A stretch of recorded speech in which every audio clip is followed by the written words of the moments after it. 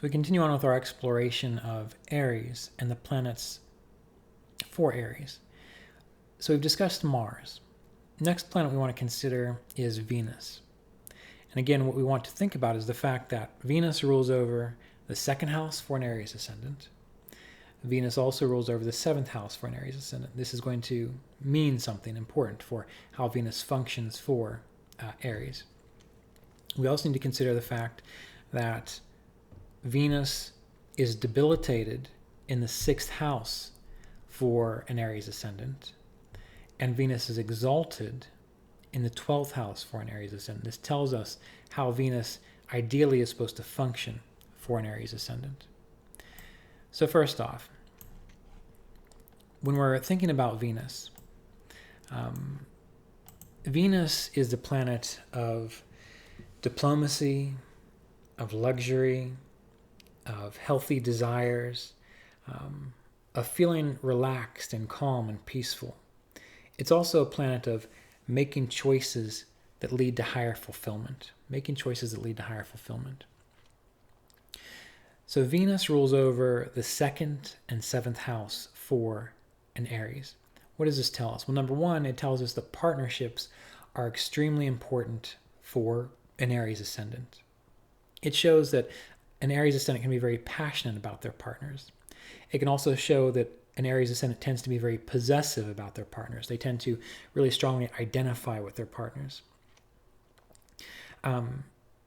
Venus ruling the seventh house for an Aries ascendant typically gives Aries individuals very good taste in others. What do I mean by that? Well, Aries people tend to like to have beautiful people around them, comforting people around them. Aries people don't tend to like to have confrontational people around them because Venus is diplomacy, Venus is comfort. Most of the time, Venus likes to support whoever is around. So having Venus ruling the seventh house, if you've ever known someone with a strong Venusian nature, they tend to like to uplift others, to talk about how great someone else is. This is one of the reasons why for an Aries ascendant, they may tend to like flattery because they like to have people around them like Venus who will flatter them in a way. They don't like to come up against someone aggressive in the same way that in the animal kingdom, you need one alpha male for the rest of the group. That's like Aries. You get another alpha male involved. That's not like having Venus in the seventh house. That's going to cause a lot of confrontation and clashing of ideas. Venus rules the second house, which also shows that the person can have great tastes in the things that they keep near them. They like to eat good food, tasty food. They're very dedicated to their family. They're very good and interested in providing the luxuries for others. That's also why Aries ascendant type individuals can do very well if they've got a spouse that they can give things to. There's the 5 love languages, that book, and some of the ways that people experience love are by getting gifts, and some of the way people give love are by giving gifts. And this is actually very true for an Aries ascendant. So that's why an Aries person oftentimes will lavish gifts on others. So one way we can think about this is if you're an Aries ascendant, you may not want to be together with someone who's also a Mars-ruled ascendant or a cruel-ruled ascendant. You may want to be in a partnership with someone who has a prominent Venus, because then you'll support each other in regards to the polarities and dynamics of your chart. Now, when we think about the fact that Venus rules the seventh house, this also is what makes Mars interested in pleasing others. We can have the sense that Mars is selfish because it rules the first sign, Aries is selfish because it rules the first sign. And if I keep exchanging the word Mars and Aries, I apologize. Know that what I'm really talking about here is Aries ascendant. But anyway, we think of the idea of Aries as being selfish, and that will be true to a degree if Mars has some difficulties with it. But a really healthy Aries likes to give luxuries and comforts and pleasure to others. So if you're having difficulty with relationships because of Venus and you're an Aries ascendant, try pampering your partner. try taking care of your partner. Try making them feel good and comfortable. And you might find that they are more responsive to you.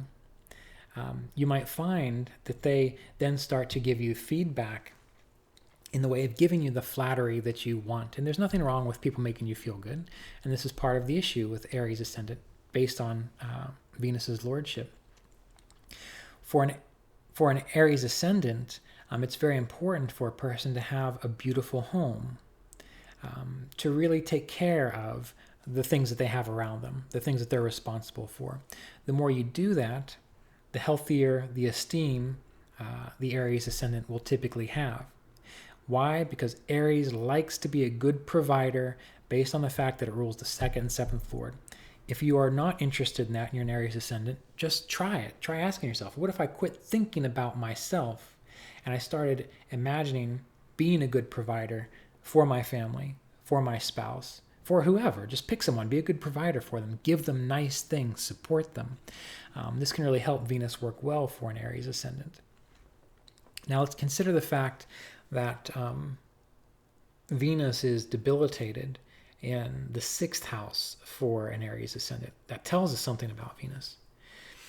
That shows us why dealing with conflict, an Aries Ascendant needs to deal with conflict aggressively. Because when you put Venus in the 6th house, which is dealing with enemies and debts and so on, it's debilitated there.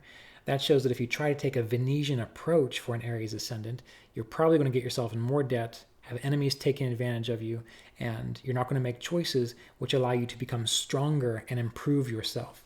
So Venus in Virgo, the 6th house for an Aries Ascendant, shows that laziness is not allowed for an Aries Ascendant. Not standing up for yourself is not allowed. Even if you get in a fight and you lose, an Aries Ascendant still has to do its best to not rely on diplomacy, not rely on trying to make enemies feel better, but taking care of that problem right now. So everyone's going to be different in this regard. But remember, with an Aries Ascendant, your goal, a problem comes up, deal with it now. That's the way Mars works. Immediate problem solving now. If you rely on Venus, the idea of Venus in the 6th house, if you've got that kind of energy, that's why you're going to get walked over all the time, because Venus is not allowing you to make good decisions, not allowing you to tap into your Martian nature. Now, when we think of Venus being exalted in the 12th house, that is also extremely telling, because that tells us that what keeps an Aries individual really healthy is dealing with the problems right now, because once they can do that, then they can tap into that 12th house of retreating from the world, of being at peace within, of experiencing the luxury of a very calm inner consciousness. So when Mars does its duty, when Aries is active through its Mars, based on how it's situated within the chart, and you can see the video before this for thoughts on that, then that Martian person can rest, that Aries person can rest.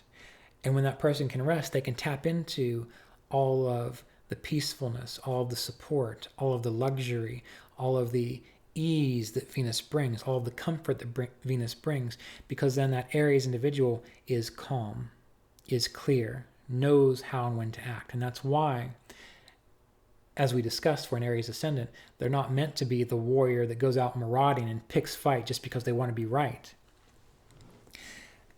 Aries types need to take care of problems so that they can rest within that inner tranquility of that comforting nature of Venus within the 12th house, Venus exalted in Pisces.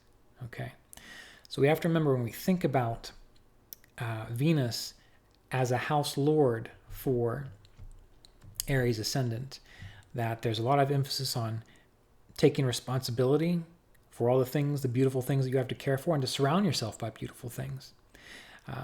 To give and nurture those people around you who are maybe your spouses and so on, in a Venusian way.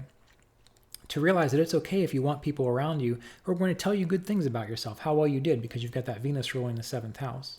To not be selfish like Mars or Aries can sometimes be. And also realizing that along with that, the fact that Venus is debilitated in the 6th house of Virgo, that idleness, that waiting for someone else to do something is not going to help your Mars or your Aries function well. You got to take care of problems right now when they start, no matter how many there are.